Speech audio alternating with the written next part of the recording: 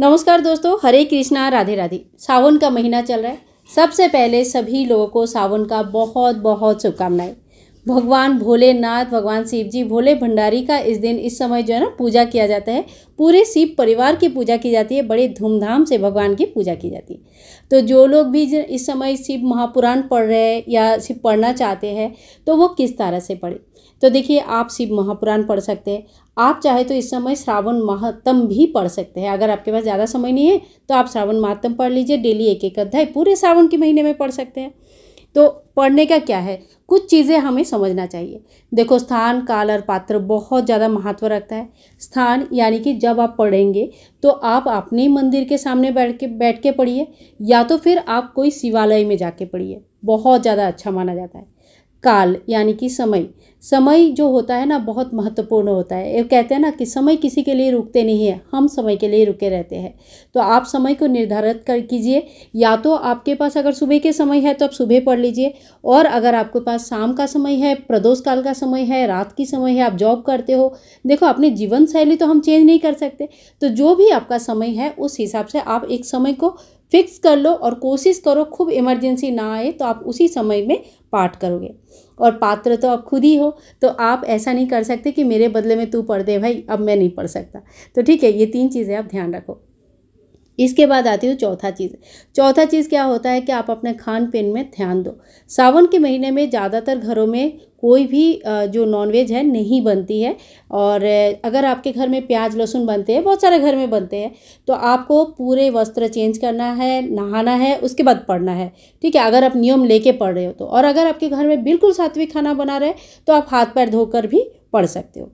इसके बाद देखिए, कोई भी बड़ा ग्रंथ जब पढ़ा जाता है, ठीक है, तो उसको डायरेक्ट ज़मीन पे, भूमि पे नहीं रखा जाता है। तो उसके लिए आसन लगाया जाता है। यहाँ पे मैंने सफ़ेद आसन लगाया है। उसके ऊपर जो आप कोई पटला भी रख सकते हैं, या बुक पढ़ने वाले, ग्रंथ पढ़ने वाले जो लकड़ी के पटला आते हैं ना, जैसे मैंने यहाँ पे लगा के रखा है, उस तरह का कोई चीज़ यूज़ कर कीजिएगा। डायरेक्ट भूमि पे रख के या गोद में रख के नहीं पढ़ा जाता, इस बात का ध्यान रखिएगा। इसके बाद आगे नेक्स्ट जो टॉपिक है जो आपको ध्यान में रखना पड़ता है, वो क्या है, वो है कि आपको जब भी आप पढ़ेंगे, जब भी आप पढ़ने के लिए बैठेंगे, तो आप भगवान शिव जी के आगे एक दीपक प्रज्वलित जरूर कीजिएगा। चाहे तिल की तेल की हो, चाहे आपका घी का दीपक हो, जो भी है, जितना जो भी आपकी सामर्थ्य है, एक दीपक प्रज्वलित कीजिएगा। जब तक आप पढ़ रहे हैं कम से कम उस टाइम पे दीपक जलनी चाहिए। और अगर आपने कहीं शाम का पढ़ रहे हैं तो अच्छी तरह से दीपक प्रज्वलित कर लीजिए, क्योंकि आप तो शाम हो गई है, भगवान को तो वैसे ही दीपदान करनी है, दीपक दिखानी ही है।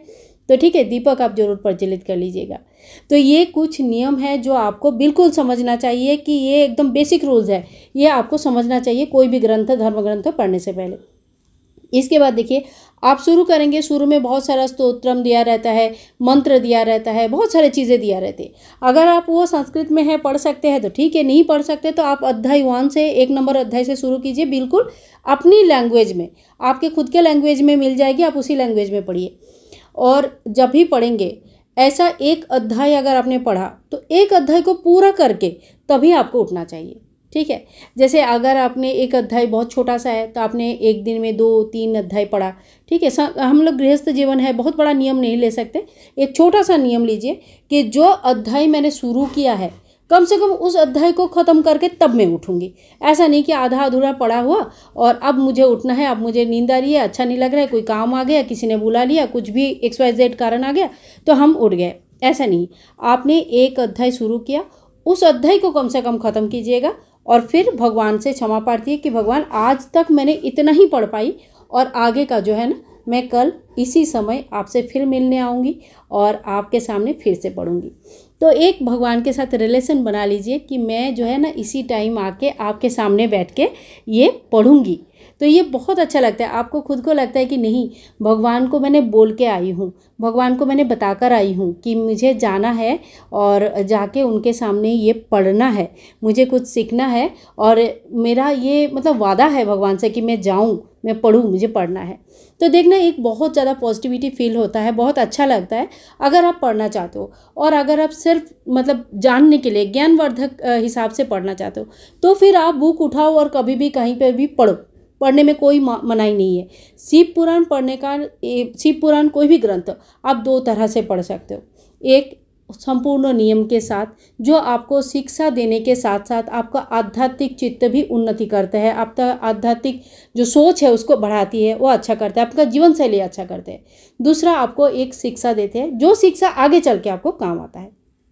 तो जब पढ़ाई आपका हो जाएगा, अच्छे से हाथ जोड़ कर लीजिए, भगवान के समस्त परिवार से हाथ जोड़ कर लीजिए, गणेश जी, नंदी बाबा, भगवान शिव जी, माँ पार्वती, सभी को प्रणाम कीजिएगा, दिया को प्रणाम कीजिए, शिव पुराण को प्रणाम कीजिए, और जो भी व्यवस्था आपने किया यहाँ पे, जैसे पटला लगाया, आसन बिछाया, या अपने लिए आसन बिछाया, या भगवान को सामने आसन बिछा कर बैठाया है, उन सभी चीज़ों को अच्छी तरह से समेट ले। जो चीज़ जहाँ की है उसी जगह पे छोड़े। ऐसा नहीं कि पढ़ाई हुआ वहीं पे बुक छोड़ के चले गए हम लोग, अभी कोई रात को उठा के कहीं और रख दिया, ये सारी चीज़ें नहीं होना चाहिए। इससे बुक का जो है ना, ग्रंथ का अपमान होता है। तो ठीक है, इसी तरह से आपको शिव पुराण पढ़नी है, डेली पढ़नी है, और पीरियड्स के टाइम पे नहीं पढ़नी है, उस टाइम को छोड़कर आगे आप कंटिन्यू कर सकते हैं। और हाँ, अगर कहीं आप शिव पुराण नहीं पढ़ रहे पर उस समय पे आप शिव पुराण सुन रहे हैं, कहीं से भी, यूट्यूब से हो चाहे कहीं वीडियो लगाकर, कहीं ऑडियो लगाकर, कहीं से भी सुन रहे हैं, तो आप किसी भी हालत में, किसी भी सिचुएशन में, कैसा भी है, थोड़ा सा हाथ पैर धो के आइए, भगवान के सामने बैठ जाइए, या थोड़ा सा अगर आप पीरियड्स में है या अशुद्ध अवस्था में है, थोड़ा सा दूर बैठिए। आप सुन सकते, सुनने में कोई भी खराबी नहीं है। आप दूर में किसी को कहिए कि वो लगा देगा, आप सुन लीजिएगा, सुनने में कोई मनाही नहीं है। तो आशा करती हूँ आज के वीडियो आप लोगों के लिए बहुत हेल्पफुल रहेगा। और अगर मन को शांत करना चाहते हैं, चित्त को शांत करना चाहते हैं, तो आप ज़रूर कोई ना कोई ग्रंथ पढ़ने का नियम लीजिए, कुछ ना कुछ बुक पढ़िए, इससे आपको बहुत फ़ायदा होगा, बहुत अच्छा लगेगा। कुछ नहीं तो शाम के समय एक बार शिव मंदिर दर्शन ही करके आ जाइए। आरती होती है इस समय, बहुत ही बढ़िया सा भगवान शिव जी की आरती होती है। बैठ के अगर 2 मिनट सुन भी लेंगे ना तो मन हल्का हो जाएगा। मतलब मैंने खुद अपनी एक्सपीरियंस आपसे शेयर कर रही हूँ कि जब मुझे बहुत भारी लगता है, बहुत अच्छा नहीं लगता है, बहुत ही दुखी हो जाती हूँ, तो कोई मंदिर में, शिव मंदिर में, हमारे सामने शिव मंदिर है, शिव मंदिर में जाकर अगर बैठ जाती हूँ तो सच नहीं मानोगे, 10 मिनट के अंदर अंदर ऐसा लगता है कि बेकार में दुखी हो रही थी। ऐसे कोई बात नहीं है, थोड़ा सा मतलब अपने आप को टाइम दीजिए। पॉजिटिविटी मंदिर में इतनी होती है कि 10 मिनट घूम के आओ तो आपका दिन भर का नेगेटिविटी दूर कर देते हैं।